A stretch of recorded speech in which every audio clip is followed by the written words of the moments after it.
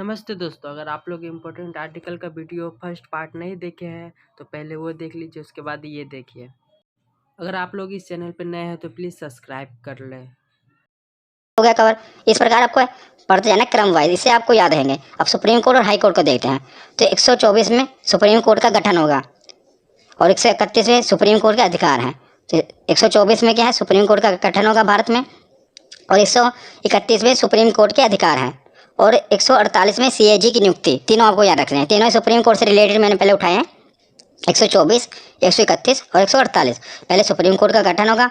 131 में बताया कि सुप्रीम कोर्ट की क्या पावर है, कहाँ कहाँ उसका अधिकार क्षेत्र है, और 148 में है कि क्या की नियुक्ति। तो क्या क्या होता है, क्या की फुल फॉर्म है कंट्रोलर एंड ऑडिटर जनरल, और इसकी नियुक्ति भी राष्ट्रपति द्वारा ही की जाती है। इनका काम क्या है कि सरकार द्वारा जो भी खर्चा किया गया, व्यय किया गया है, उसका लेखा जोखा करना है कि सरकार ने जो खर्चा किया, जो घोटाले वगैरह होते हैं कहाँ से पता चलते हैं, वो कैग की रिपोर्ट से ही पता चलता है। जैसे 2G घोटाला हुआ, जो भी घोटाले, स्पेक्ट्रम घोटाला हुआ, ये कैग ही रिपोर्ट अपनी पेश करती है, उसी द्वारा ये सब उजागर होता है कि कहाँ पर कितना घोटाला हुआ।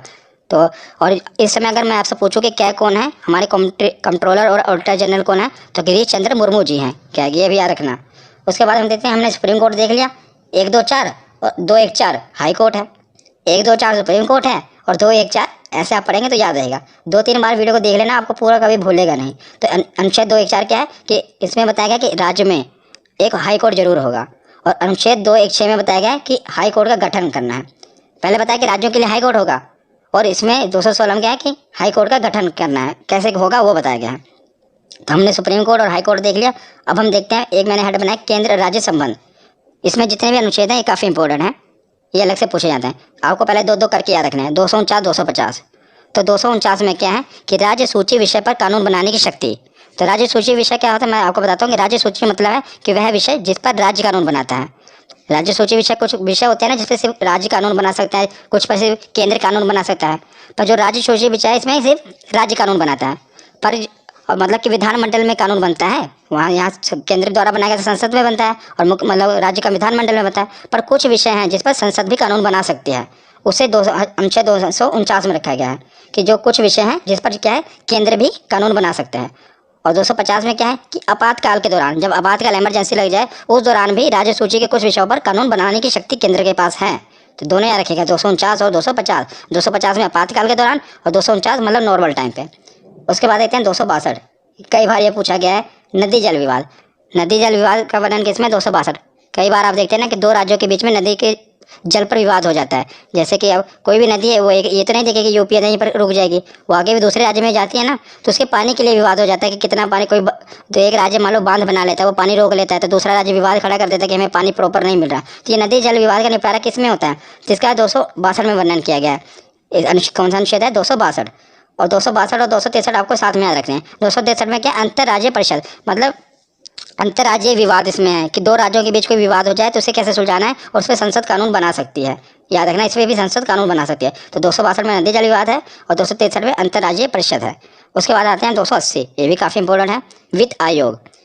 तो 280 में क्या है, वित्त आयोग है। तो वित्त आयोग का काम क्या है, केंद्र और राज्यों के बीच जो कर का वितरण करना है, जो टैक्स है उसका वितरण करना है केंद्र और राज्य के बीच में।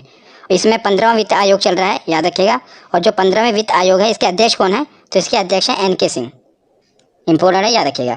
जो वित्त आयोग है इसके अध्यक्ष कौन है, तो NK सिंह है, और 15वां वित्त आयोग है। उसके बाद हम चलते हैं 312। तो 312 अनुच्छेद में क्या है, आर्टिकल में अखिल भारतीय सेवा। अखिल भारतीय सेवा का दिन क्या क्या आता है, आपको पता होगा, 3 चीज़ें आते हैं, एक IAS, एक IPS और एक IAFS। और ज़्यादा जोर देना IAFS पे, क्योंकि यहीं पर आपसे गलती होगी। क्या गलती होगी, क्वेश्चन ये आया था कि अखिल भारतीय सेवा में निम्नलिखित कौन सी सेवाएं आती हैं। तो आपको 4 ऑप्शन दिए हैं, एक IAS, एक IPS, एक IFS, और IFS 2 बार दिया होगा, मतलब फुल फॉर्म दी होगी। एक IFS की फुल फॉर्म होती है इंडियन फॉरेस्ट सर्विस, और एक होती है इंडियन फॉरेन सर्विस।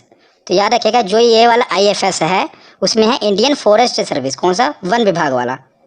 तो यह बहुत इंपॉर्टेंट है, क्वेश्चन भी पूछा गया, इसलिए मैं आपको बता रहा हूँ कि जो अखिल भारतीय सेवा में ये जो IFS आ रहा है, ये इंडियन फॉरेस्ट सर्विस वाला है, ना कि फॉरेन सर्विस वाला, ये आप याद रखिएगा। उसके बाद आते हैं 315। तो संघ एवं राज्य के लिए लोक सेवा आयोग, मतलब कि जो UPSC के एग्जाम होते हैं, आपको पता है UPSC का वर्णन किसमें है, 315 में। राज्य संघ के लिए मतलब केंद्र के लिए, और राज्य के लिए PCS, कई राज्यों में इसका PSC भी कहा जाता है, PCS तो इसका वर्णन कहाँ पर है? अनुच्छेद 315 में। 312 में अखिल भारतीय सेवा, जिसमें 3 सेवाएं आती हैं, और 315 में यूपीएससी का। तो केंद्र और राज्य के बाद अब हम आते हैं, हमने संसद भी देख लिया, प्रधानमंत्री मुख्यमंत्री सब कुछ हो गए। अब आते हैं निर्वाचन में, मतलब चुनाव भी तो होने जरूरी है, तभी तो सब चुने जाएंगे। तो निर्वाचन आयोग, तो अनुच्छेद 324 के तहत निर्वाचन आयोग का गठन किया गया, इलेक्शन कमीशन का। किसके तहत? 324। तो उसके बाद आते हैं राज्य भाषा, और अनुच्छेद 343 के तहत हिंदी हमारी राज्य भाषा है। याद रखिएगा, राज्य भाषा का है, मैंने राष्ट्रभाषा नहीं। अनुच्छेद 343 के तहत हिंदी जो हमारी है राज्य भाषा है। और कौन सी लिपि? तो देवनागरी लिपि है। उसके बाद ये है सबसे मोस्ट इंपोर्टेंट, आपातकाल। हर बार पूछे जाते हैं एग्जाम में, और तीनों याद करने में बहुत ही सरल हैं। 352, उसमें 4 जोड़ा 356, उसमें 4 जोड़ा 360, 52 4 56 4 60। तो 352 में क्या है? राष्ट्रीय आपातकाल। तो 352 में क्या है? राष्ट्रीय आपातकाल। जब देश में राष्ट्रीय आपातकाल कब लगता है? जब देश में दूसरे देश से युद्ध हो जाए, और या कोई आंतरिक विद्रोह हो जाए पूरे अपने भारत में, देश में आंतरिक विद्रोह बड़े पैमाने पर हो जाए, तब राष्ट्रीय आपातकाल लगा दिया जाता है। गांधी के समय भी लगा था, इमरजेंसी लगी थी ना। तो जब देश में दूसरे देश से या तो युद्ध हो रहा हो, जैसे चाइना के साथ युद्ध हो, उस समय इमरजेंसी लगी थी, या पूरा आंतरिक विद्रोह हो गया हो बड़े पैमाने पर, तब राष्ट्रीय आपातकाल लगता है। और 352 के बाद 356 में क्या है? राष्ट्रपति शासन। जब किसी राज्य की मतलब संसदीय व्यवस्था पूरी तरह खत्म हो जाए, तो वहाँ पर राष्ट्रपति शासन लग जाता है। और किसी राज्य की सरकार भी गिर जाए, और जब तक चुनाव ना, तभी आपको पता है राष्ट्रपति शासन लगा दिया जाता है। तो 52 में राष्ट्रीय आपातकाल पूरे भारत में, और 56 में राष्ट्रपति शासन। और 56 के बाद आता है 360, वित्तीय आपातकाल। तो वित्तीय आपातकाल क्या है? जब देश की इकोनॉमिकल कंडीशन, आर्थिक जो व्यवस्था है बहुत ख़राब हो जाए, तब वित्तीय आपातकाल लग जाता है। पर याद रखिएगा, अभी तक भारत में एक बार भी वित्तीय आपातकाल नहीं लगा है। तो आपसे एक क्वेश्चन पूछा जा सकता है कि बताइए कि निम्नलिखित में से कौन सा आपातकाल अभी तक नहीं लगा है? तो याद रखिएगा, 360 में जो है वित्तीय आपातकाल भारत में अभी तक नहीं लगा है। राष्ट्रपति शासन तो बहुत बार लग चुका है, और राष्ट्रीय आपातकाल भी लग चुका है, लेकिन अभी तक वित्तीय आपातकाल नहीं लगा है। उसके बाद हम देखते हैं कि संविधान तो बन गया, लेकिन संविधान में संशोधन भी होना जरूरी है कि नए, अगर मान लो कोई बदलाव करना है, वो भी तो जरूरी है। और मैंने पिछली वीडियो में जो संविधान के स्रोत हैं, मतलब कहाँ से संविधान लिया गया है, पूरा स्पेशल आपको ये बताया कि जो संविधान का संशोधन है कहाँ से लिया गया था, आपको याद होगा। तो अगर आपने पिछली वीडियो देखी होगी तो साउथ अफ्रीका से लिया गया था कि संविधान में संशोधन किया जाना है। तो आपने अगर वो वीडियो नहीं देखी तो देख लेना। तो अनुच्छेद 368 में है कि संविधान में संशोधन किया जा सकता है। इसका वर्णन किस में है? अनुच्छेद 368, 326 628, 368 में। अब कुछ लास्ट बचे हैं, अन्य महत्वपूर्ण है, इससे भी हम पढ़ लेते हैं, क्योंकि बाकी सब हेड के अंदर थे। मैंने राष्ट्रपति के अंदर कुछ था, कुछ मुख्यमंत्री के, ये कुछ बचे हुए थे और ये पूछे गए, इसलिए मैंने इसे अलग से कवर कर लिया। बस लास्ट ही है। तो अनुच्छेद 17 में है अस्पृश्यता का अंत, मतलब कि छुआछूत का अंत। ये किसमें है? अनुच्छेद 17 में, आर्टिकल 17। उसके बाद आता है अनुच्छेद 29। तो 29 में क्या है? अल्पसंख्यक हितों का संरक्षण। काफ़ी बार पूछा गया है कि प्रोटेक्शन ऑफ माइनॉरिटी, अल्पसंख्यक हितों का संरक्षण किसमें है? तो अनुच्छेद 29 में है। तो इसे आप कैसे याद रख सकते हैं? बस उन्हीं नंबरों से खेलिए। 29 धोगी में तो मैंने आपके दिमाग में फिट कर दी। क्या है कि आदमी गिड़गिड़ा रहा है, झुका हुआ है। देखिए, जब तक अल्पसंख्यक थे पहले उनके लिए कोई कानून नहीं था, बेचारे झुके हुए थे। तो जैसे उनके लिए कानून आया वो खड़े हो गए। नो क्या बता रहा है आपको कि वो पूरा एकदम सीना तान के खड़ा है, पहले गिड़गिड़ा रहे थे। तो ये इससे मतलब अनुच्छेद जो 29 है अल्पसंख्यक के हितों का संरक्षण करने के लिए है। नंबर से आप खेलिए, इससे आपको याद रहेगा। 29 के बाद देखते हैं अनुच्छेद 40। 40 में क्या है कि पंचायत राज प्रणाली, इसका वर्णन अनुच्छेद 40 में है। अब लास्ट में देखते हैं अनुच्छेद 32, मोस्ट इंपोर्टेंट है।